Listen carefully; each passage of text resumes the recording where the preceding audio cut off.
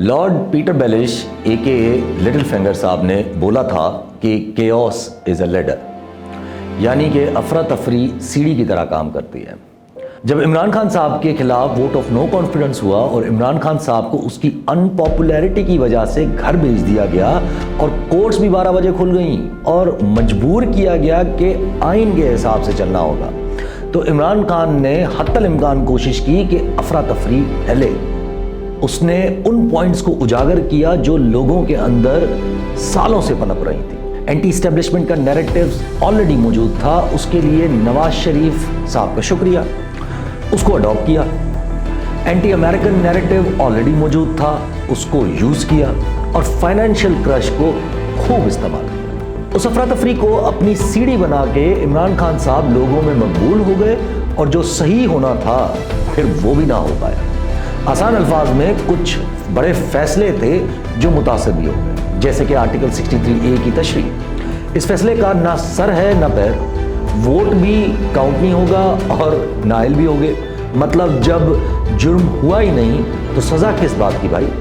खैर, चूंकि law of the land ये कहता है कि आपको सुप्रीम कोर्ट के ऑर्डर्स तस्लीम करने हैं, तो सब ने मान लिया। इस बहरान को मजीद सीढ़ी बना के इमरान खान साहब ने सरकारें तोड़ दी। इमरान खान साहब को पता था कि अब तो मैं मकबूल ऑलरेडी हो चुका हूं, अब किस चीज से फर्क पड़ना है। American president Harry S Trueman ने अपनी 1948 की स्पीच में कहा था कि if you can't convince them, confuse them. मतलब कि अगर बात मनवा नहीं सकते तो बात को भटका दो। हालांकि ट्रूमैन साहब ने इस स्ट्रेटजी को अपोज कर रहे थे कि ये स्ट्रेटजी मेरे मुखालिफ इस्तेमाल कर रहे हैं। खैर, आगे बढ़ते हैं। पंजाब और केपी के असेंबली टूट गई, तो असेंबली टूटने के बाद पहले तो अपॉइंटमेंट नहीं हो रही थी केयरटेकर गवर्नमेंट्स की, फिर केयरटेकर चीफ मिनिस्टर अपॉइंट हो गए, फिर इलेक्शंस डेट नहीं दे रहे थे, फिर लाहौर हाईकोर्ट का हुक्म आ गया, उसको भी फॉलो करने से मना कर दिया, सुओ मोटो लिया गया। सुओ मोटो लेने के बाद अब केओस का इस्तेमाल होना शुरू हो गया।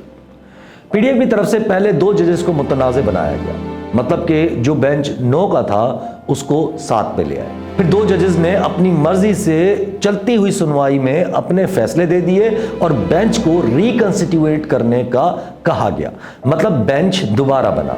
फिर पीडीएफ ने उसको इस्तेमाल किया और जब फैसला आया तो उन 2 जजेस जो बेंच का हिस्सा ही नहीं थे उनका फैसला और 2 जजेस जो बेंच का हिस्सा थे जिन्होंने अपना इख्तिलाफी नोट लिखा था उनका फैसला मिला के ये 4-3 का फैसला बना के पेश करना शुरू कर दिया। चलो, अब खैर फैसला आ गया। अब फैसले के मानने के बजाय सेक्रेटरी डिफेंस कहने लगे कि सिक्योरिटी का मसला है, सेक्रेटरी फाइनेंस कहने लगे कि पैसे नहीं है, और इलेक्शन कमीशन ऑफ पाकिस्तान ने अपनी तरफ से सदर की दी हुई डेट को रद्द करके अपनी डेट दे दी, मतलब सुप्रीम कोर्ट के फैसले को रद्द कर दिया। अब इस बार सुओ मोटो नहीं लिया गया, बल्कि पीटीआई की तरफ से दी गई पिटीशन पे सुनवाई हुई। पहले दिन पे ही डिबेट उठ गई कि बेंच को मुतनाज़ा बनाने की, फिर फुल कोर्ट की डिबेट्स आ गई, फिर डिबेट्स आई कि 4-3 की जजमेंट है, फिर दूसरे जजेस के दूसरे केसेस में दी गई जजमेंट्स को इस्तेमाल किया गया, फिर इधर उधर की डिबेट्स उठी कि छोटे सूबों के लिए मसला है, फिर पंजाबी डिबेट उठ गई कि फैसले में सिर्फ पंजाबी जजेस क्यों हैं, और फिर इस हद तक के जलसों में खड़े होकर चीफ जस्टिस के नाम लिए गए। इमरान खान को समझना चाहिए कि केओस लेडर नहीं होती, केओस केओस होता है। लॉर्ड पीटर बेलिश भी सीजन 7 में मारे गए थे। और नून लीग को समझना चाहिए कि जब कंफ्यूजन कर सकते हो तो कंफ्यूजन में से तो कुछ भी उभर सकता है। अब कल सिर्फ इतना देखना है कि केओस की सीढ़ी बना के इमरान खान आगे निकल जाते हैं या पीडीएम, पीपीपी और एस्टेब्लिशमेंट कंफ्यूजन फैला के नजरिया ज़रूरत पे कन्विंस कर लेते हैं। खैर, जो भी हो, मगर तारीख याद रखेगी कि इमरान खान साहब ने कानूनी ढांचे की आड़ बना के केओस फैलाया और उससे फ़ायदा लिया, और पीडीएम, पीपल्स पार्टी और एस्टेब्लिशमेंट ने कन्फ्यूजन फैलाने की खुली दगा दी।